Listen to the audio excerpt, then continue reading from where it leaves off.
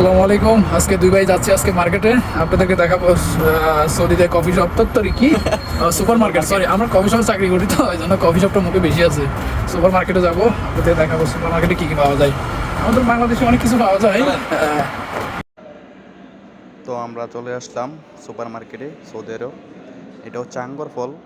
এটা 15 রিয়াল, বাংলা প্রায় 300 টাকার মতো। আমরা নেব না, আমরা বাস আপনাদেরকে দেখানোর জন্য দেখালাম। তো আমরা এখন চলে যাচ্ছি আইসক্রিম।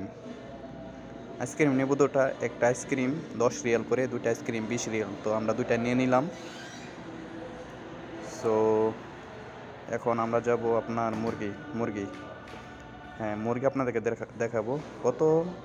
1 কিলো হয় না, 900 গ্রাম মুরগি 16 রিয়াল 50 পয়সা। তো বাংলা আপনারা 30 দিয়ে গুণ করেন কত টাকা হয়।